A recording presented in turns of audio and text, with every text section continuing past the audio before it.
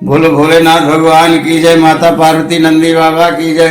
श्री शिवाय नमस्तुभ्यम, श्री शिवाय नमस्तुभ्यम, श्री शिवाय नमस्तुभ्यम, श्री शिवाय नमस्तुभ्यम, श्री शिवाय नमस्तुभ्यम। भक्तगण भगवान शिव कथा के रसतत्व का ध्यान से श्रवण करें एवं भगवान शिव पर दृढ़ भरोसा करें। आपके समस्त कार्य भगवान शिव की कृपा से निश्चित पूर्ण होंगे। बोलो भोलेनाथ भगवान की जय। माता पार्वती नंदी बाबा की जय। अथ त्रयोदशो अध्याय अंधकेश्वर लिंग की महिमा एवं बटुक की उत्पत्ति का वर्णन। सूत जी बोले, हे द्विजो, जिस प्रकार शिव जी तीनों लोकों में लिंग स्वरूप से पूजनीय हुए, उस वृतांत को मैंने प्रीति पूर्वक बता दिया। अब आप लोग और क्या सुनना चाहते हैं? ऋषिगण बोले, हे प्रभु, आप अंधकेश्वर लिंग की महिमा का वर्णन कीजिए तथा इसी प्रसंग में अन्य शिवलिंगों की महिमा भी प्रीति पूर्वक कहिए। सूत जी बोले, हे महर्षियों, पूर्व समय में समुद्र के गर्त का आश्रय लेकर निवास करते हुए देव शत्रु अंधक नामक दैत्य ने त्रैलोक्य को अपने वश में कर लिया था। वह अत्यंत पराक्रमशाली दैत्य उस गर्त से निकलकर प्रजाओं को पीड़ित करने के लिए पश्चात पुनः उसी गड्ढे में प्रवेश कर जाता था। हे मुनीश्वरों, तब दुखी होकर समस्त देवताओं ने बारंबार शिव की प्रार्थना करते हुए उनसे अपना सारा दुख निवेदन किया। बोलो भोलेनाथ भगवान की जय। माता पार्वती नंदी बाबा की जय। सूत जी बोले, तब उन देवगणों का वचन सुनकर दुष्टों का संहार करने वाले एवं सज्जनों के शरणदाता परमेश्वर प्रसन्न होकर कहने लगे। शिव जी बोले, हे देवगण, मैं देवताओं को दुख देने वाले उस अंधक दैत्य का वध करूंगा। आप लोग अपनी सेना लेकर चलिए, मैं भी गणों के साथ आ रहा हूँ। तब उस गर्त से देवताओं और ऋषियों से द्वेष करने वाले उस भयंकर अंधक के निकल जाने पर देवता लोग उस गर्त में प्रवेश कर गए। तब देवताओं एवं दैत्यों ने परस्पर अत्यंत भयानक युद्ध किया। शिव जी की कृपा से देवता उस युद्ध में प्रबल हो गए। देवताओं से पीड़ित होकर वह ज्यों ही उस गड्ढे में प्रवेश करने लगा, उसी समय परमात्मा शिव ने उसे त्रिशूल में पिरो लिया। तब त्रिशूल में स्थित हुआ वह शिव जी का ध्यान करके प्रार्थना करने लगा कि हे शिव जी, अंत समय में आपका दर्शन करके प्राणी आपके ही सदृश हो जाता है। इस प्रकार स्तुत हुए उन शंकर ने भी प्रसन्न होकर यह वचन कहा, तुम वर मांगो, मैं तुम्हें दूंगा। यह वचन सुनकर सात्विक भाव को प्राप्त हुए उस दैत्य ने शिव जी की भली भांति प्रणाम करके तथा उनकी स्तुति कर पुनः कहा। अंधक बोला, हे देवेश, यदि आप प्रसन्न हैं तो मुझे अपनी शुभ भक्ति प्रदान कीजिए और विशेष कृपा करके यहीं पर निवास कीजिए। सूत जी बोले, उसके इस प्रकार कहने पर भगवान शंकर ने उस दैत्य को उसी गड्ढे में फेंक दिया और लोकहित की कामना से वे वही लिंग रूप धारण कर स्थित हो गए। जो मनुष्य नित्य उसे अंधकेश्वर लिंग की पूजा करता है, उसकी 6 माह के भीतर ही समस्त कामनाएं पूर्ण हो जाती है, इसमें संदेह नहीं है। परंतु जो ब्राह्मण आजीविका के लिए 6 मास तक संसार का हित करने वाले इस लिंग की द्रव्य लेकर पूजा करता है, वह तो देवलक कहा गया है। जिस प्रकार देवलक होता है, उसी प्रकार वह ब्राह्मण भी हो जाता है। जो 6 महीने तक प्रत्यर्थ शिव पूजन करता है तो देवलक कहा गया है, वह द्विज तत्व के अधिकार से वंचित हो जाता है। ऋषिगण बोले, देवलक कौन कहा गया है और उसका क्या कार्य है? हे महाप्राग, लोक हित के लिए आप इसे बताइए। सूत जी बोले, ऋषियों, जो दधीच नामक धर्मिष्ठ वेद में पारंगत शिव भक्ति में संलग्न तथा शिव शास्त्र परायण विप्र थे, उनका पुत्र भी वैसा ही था। वह सुदर्शन नाम से प्रसिद्ध था।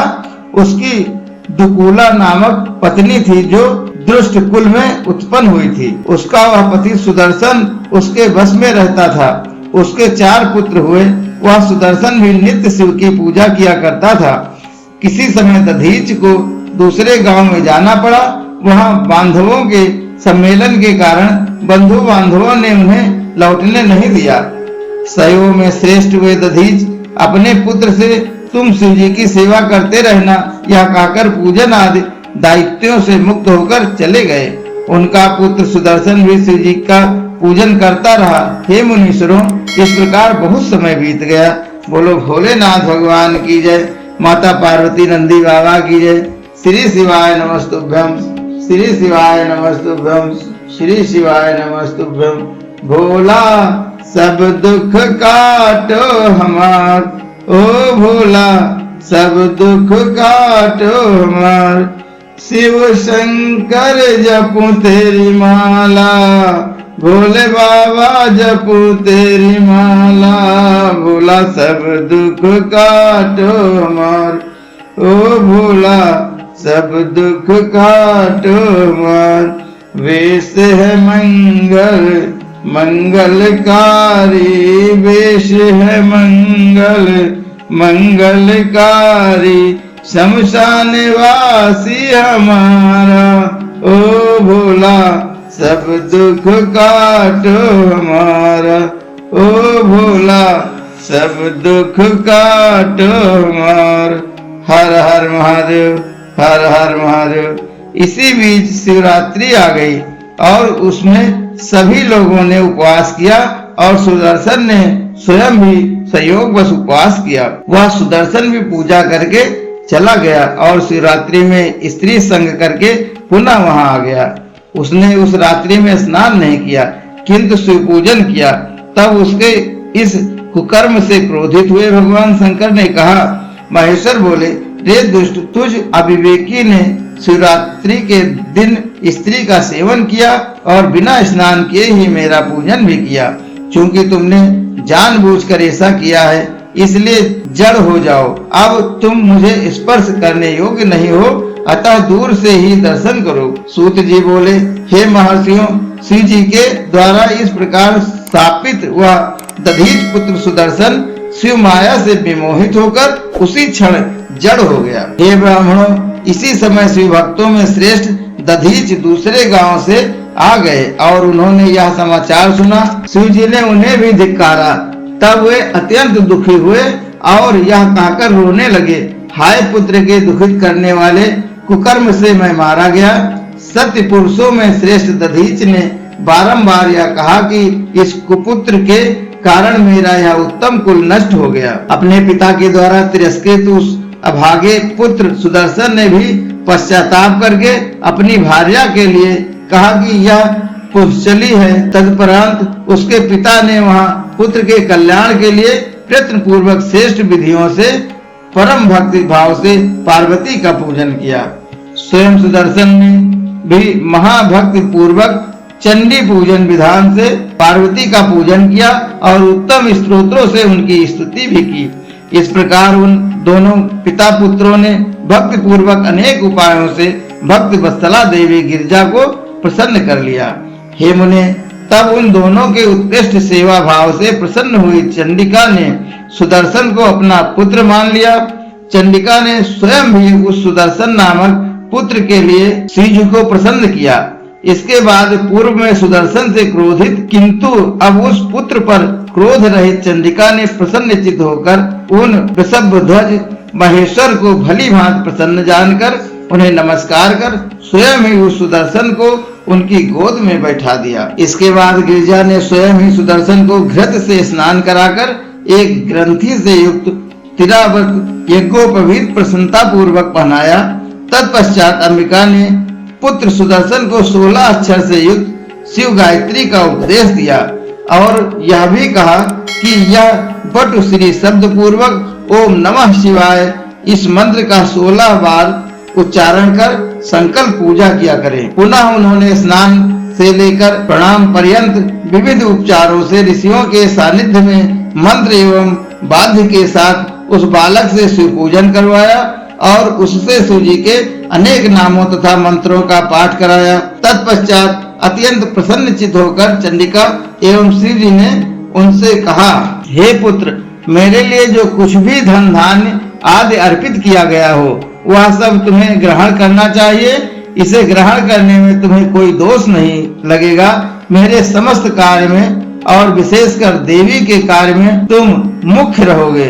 मेरे लिए चढ़ाया गया घृत तैल आदि सब कुछ तुम्हें ग्रहण करना चाहिए। जब प्रजापत्य होने लगेगा तब उसमें तुम अकेले ही मुख्य होगे और तभी पूजा पूर्ण होगी, अन्यथा सब पूजा निष्फल हो जाएगी। तुम सर्वदा वर्तुलाकार तिलक लगाना, स्नान करना, शिव संध्या करना और शिव गायत्री का जप करना।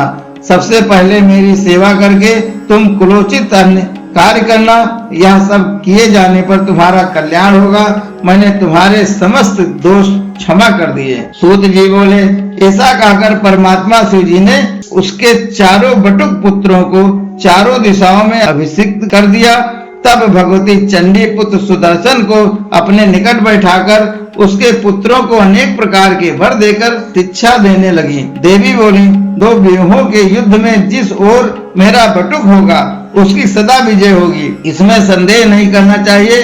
हे पुत्र, जिसने तुम्हारी पूजा की उसने मानो मेरी पूजा कर ली। तुम सभी को अपना कर्म सदा करते रहना चाहिए। सूत जी बोले, हे ऋषियों, इस प्रकार शिव एवं शिवा ने कृपा पूर्वक संसार के कल्याण के लिए पुत्रों सहित उस महात्मा सुदर्शन को अनेक वर प्रदान किए।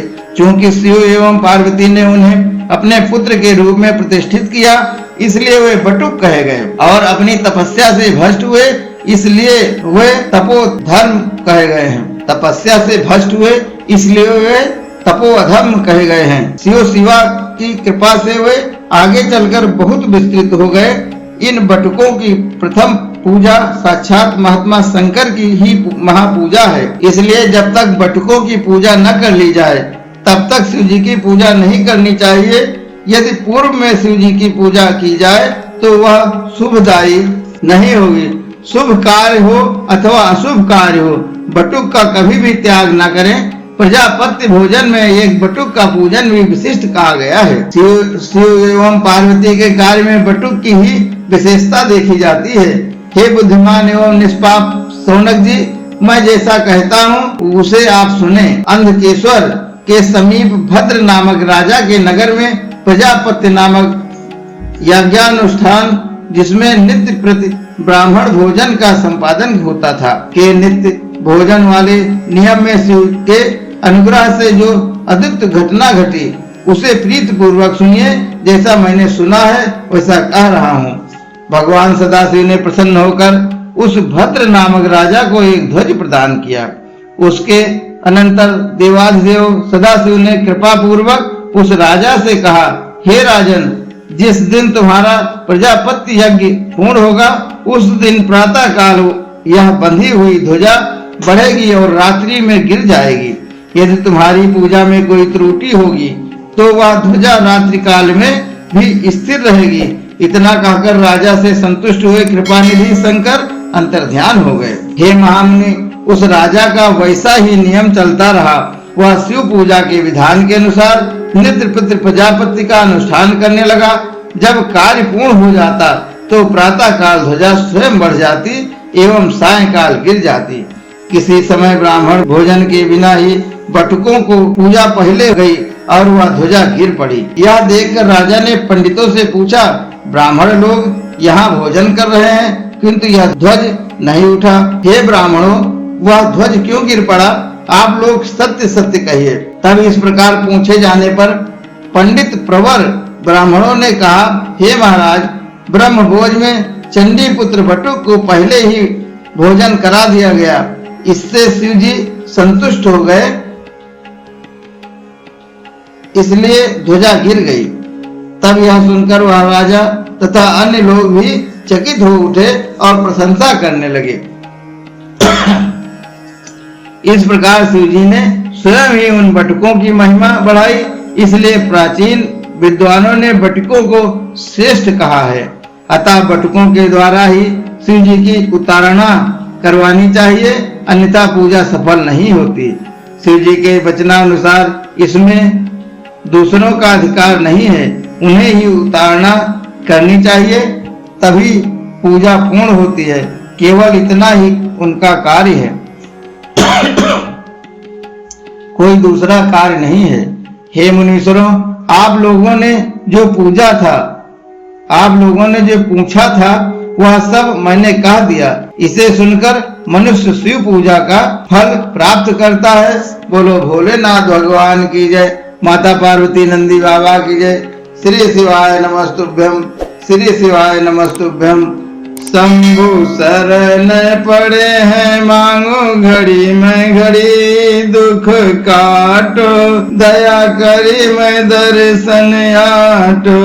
शंभु शरण पड़े हैं मांगो घड़ी में घड़ी, दुख काटो दया करी मैं दर्शन आटो। हर हर महादेव, हर हर महादेव, हर हर महादेव।